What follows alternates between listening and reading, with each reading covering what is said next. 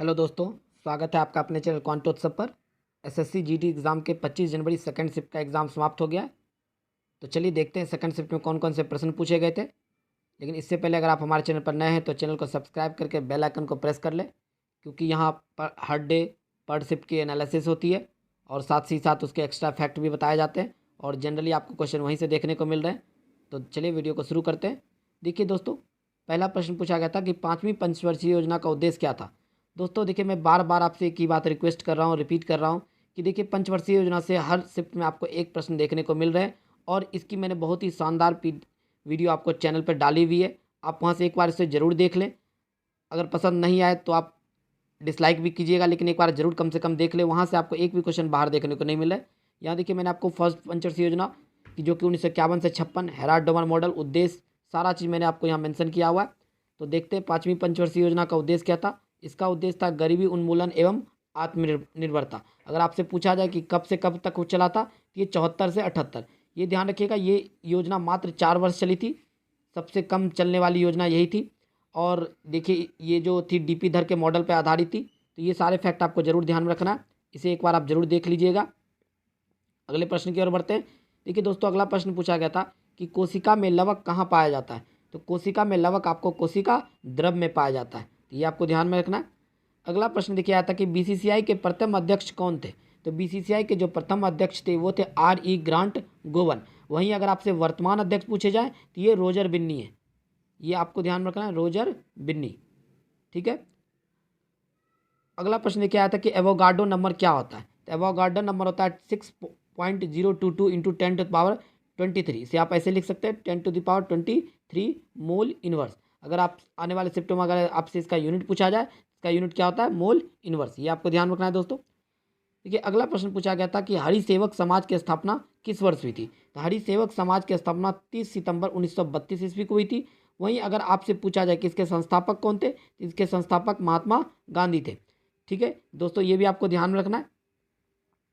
अगला प्रश्न क्या आया था कि मौलिक कर्तव्य कौन से संविधान के तहत जोड़ा गया। तो देखिए, मौलिक कर्तव्य जो था वो हमारे जब संविधान का निर्माण हो रहा था उस समय मौलिक कर्तव्य निहित नहीं था।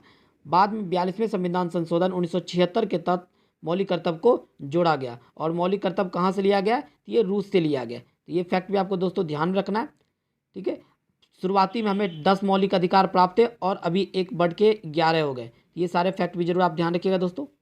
अगला प्रश्न क्या आता है कि अटल पेंशन योजना के तहत कितने से कितने उम्र के लोगों को लाभ मिलता है। तो यह 18 से 40 साल की उम्र पूरा होने से पहले आप अपना रजिस्ट्रेशन करवा सकते हैं और 60 उम्र के बाद आपको जो निवेश की गई राशि है वो आपको मिलेगी। और इसका विकल्प क्या होता है, तिमाही और छमाही विकल्प होता है। ये भी आपको दोस्तों ध्यान रखना है। देखिए, अगला प्रश्न पूछा गया था कि साक्षरता में कौन सा केंद्र शासित प्रदेश आगे है। तो साक्षरता में आपको लक्षद्वीप आगे।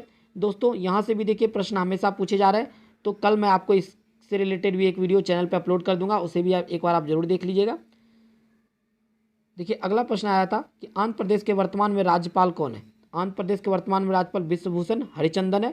और मुख्यमंत्री कौन है, YS जगन मोहन रेड्डी। देखिए, मुख्यमंत्री और राज्यपाल से भी एक प्रश्न आपको हर शिफ्ट में देखने को मिल रहा है। देखिए, एक बहुत ही अच्छा क्वेश्चन आया था कि एशियाई खेल 2018 के समापन समारोह के ध्वजवाहक कौन थे। तो देखिए, अगर समापन पूछा जाए तो रानी रामपाल थे। वहीं अगर आपसे पूछा जाए कि जो उद्घाटन समारोह में ध्वजवाहक कौन थे, तो वो नीरज चोपड़ा थे। तो ये आपको फैक्ट भी ध्यान में रखना है दोस्तों कि अगर आपसे उद्घाटन केस में पूछा जाए तो नीरज चोपड़ा और समापन में रानी रामपाल। अगला देखिए आया था कि राउत नाच कौन से राज्य से संबंधित है। तो ये छत्तीसगढ़ से संबंधित है दोस्तों। देखिए, कुछ हिंदी के भी प्रश्न मिले कि विष्णु का पर्यायवाची शब्द क्या होता है। तो विष्णु का पर्यायवाची आपका देखिए पीताम्बर होता है, लक्ष्मीपति होता है, दामोदर होता है, मुकुंद हो गया, गोविंद हो गया, उपेंद्र हो गया। ये सारे विष्णु के पर्यायवाची शब्द होते हैं दोस्तों। ये भी आपको ध्यान रखना है। देखिए, एक मुहावरा आया था कि टांग अराना मुहावरा का अर्थ क्या होता है। तो टांग अराना मुहावरा का अर्थ होता है अड़चन डालना, यानी हम किसी के काम में टांग अरा दी, यानी उसके कामों में अड़चन डाल दी। तो दोस्तों अभी इतने ही प्रश्न मिले। अगर आपका भी शिफ्ट में या आने वाले शिफ्टों में पेपर है तो आप अपने प्रश्न हमें ज़रूर कमेंट करके भेजिए। आप हमारे व्हाट्सएप नंबर पे भी आप प्रश्न भेज सकते हैं। तो चलिए मिलते हैं अगले वीडियो में, तब तक के लिए जय हिंद, जय भारत।